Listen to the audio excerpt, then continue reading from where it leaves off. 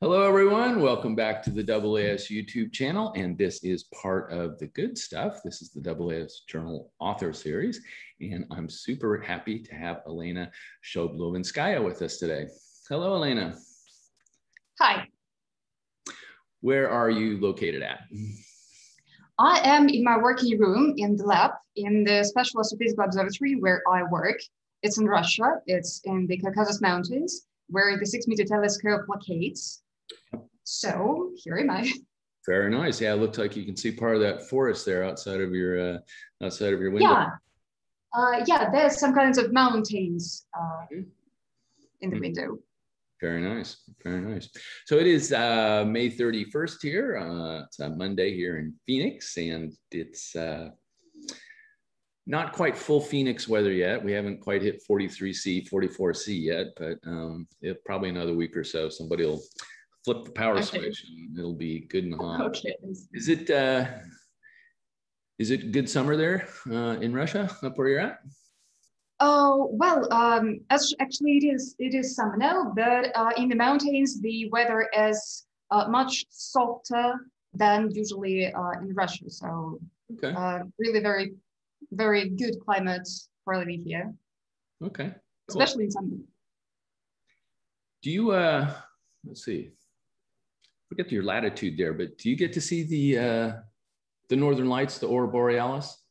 Do you see those where you're at? Well, if you're asking about the location, it's near the Georgia. Probably it will be much easier for you to understand. Okay, got it. We'll let that go. Very good. Elena, what do you like to do for research? So the object of my research are the active galactic nucleus, and I am interested in its polarization, especially the polarization that comes from the inner structures of the AGNs in so-called central parsecs, so the regions that are surrounded with the dusty torus. And I am interested in that. So firstly, I started with the polarization of the optical jet, the synchrotron one, that is usually in the objects of the LSAT type. But then I moved to the much broader variety of different topics, and my investigations now in my PhD thesis that I'm defending in this autumn is about the polarization of active nucleus in optics in much wider type. So if I understood that right, then very soon you will be Dr. Elena. I hope so. Congratulations. That is awesome. Very good. I look forward to saying that. And that is going to bring us to this very lovely APJ article, measuring the AGN sublimation radius with a new approach, reverberation mapping of broad line polarization. And Elena, take us away. So probably I need to start with the idea of how this investigation appeared. So when usually you see the investigations about the AGN sublimation radius, so the radius where the dust evaporates in the active galactic nuclei, these investigations are usually about the physical state of the matter inside the active nuclei. But we started here from the opposite direction. My co-authors, Dr. Afanasyev and Dr. Popovich, 6 years ago in 2015, published a paper about the new method of the mass estimation of the supermassive black hole that is located inside, in very center of the active galactic nuclei. And this method was completely new. It was fundamentally new. It was about the spectropolarimetry of broad lines in Soviet-1 galaxies. And when such galaxies in the polarized light has this S-shaped swing in the polarization angle along the broad line, then we can estimate the mass of the central supermassive black hole. Nice. But this method is really great. It took only one epoch of observations of each galaxy to estimate this mass, but to estimate this mass, you also need to know the scattering region. So the idea of the equatorial scattering that I'm talking in this paper is that you have the emission from the central regions of the active nuclei. This accretion disk, that the proton region, and then this emission reflects from the inner bound of the dusty torus, like from the mirror.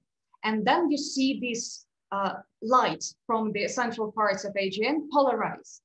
Mm-hmm. And this is the key point of the equatorial scattering, actually.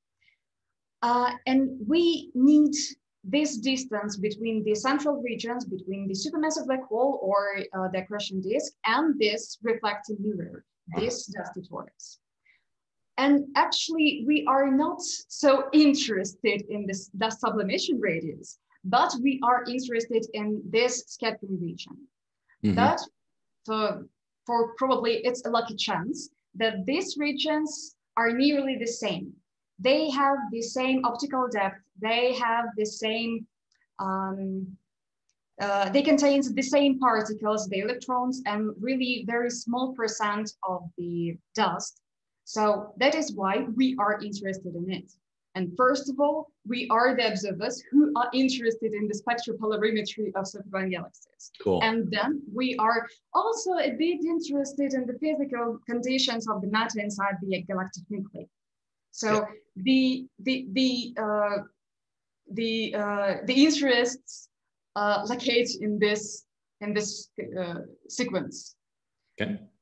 Yep. And that was the main motivation for us to construct this new methods and new approach to calculate this radius.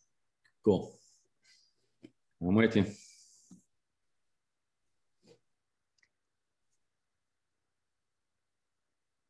Okay.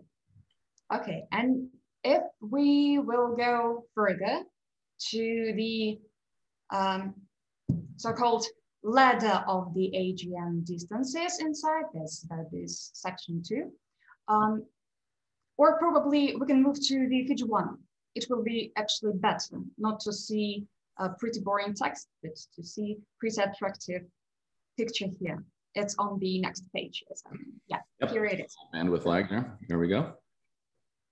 Before introducing these new methods that we are talking about, there were two different methods of the estimation of the sizes inside the AGNs. But first of all, that's the optical reverberation method. That's methods initiated, I guess, 50 years ago by Trupelluti in Crimean Astrophysical Observatory, as I remember. And it's about the size of the so-called broad line region. When you see the time lag between the ionizing continuum of the accretion disk in the continuum source near the central supermassive black hole. And then you see this signal in the broad emission lines, which are generating in this, in this broad line region. On the opposite way, when you are moving to the infrared observations that are very sensitive to the dusty torus, to the dust emission, you are observing some distance, some very distant regions from the central supermassive black hole. It's about the greater optical depths. And I'm talking now about the infrared reverberation mapping and about the infrared interferometry, which is also very useful when you, with the CAC interferometers, see really inner structures of the active galactic nuclei. But it's still not enough to estimate precisely where the equatorial scattering appears. Okay. It's actually the key point. And then we started to think how to measure this radius, how to measure the scattering region. Also, again, if we have initially non-polarized emission from the broad line region, and then it becomes polarized after reflecting from the mirror, from the inner boundary of the dusty torus, and it becomes polarized. It means that between the non-polarized signal in the broadline region and its reflection, there is some distance that could be measured with the time. It could be measured with the time delay. So it's also about the reverberation mapping, but we are calling it as polarimetric reverberation. So doing the reverberation mapping of the broad lines, but in the polarized light. To be honest, this method was firstly offered by Gaskell and his comments 10 years ago, but still the observational test failed because using the broadband filters and not so good polarimetric accuracy. And that's why this kind is like the reload of the polarimetric reverberation mapping again. And also we tried to use this method on the observations of the observational data that we already had. And this about the next picture, the picture 2, I guess. There is a very widely known SWIFT-1 galaxy, Mark 6. It's pretty bright.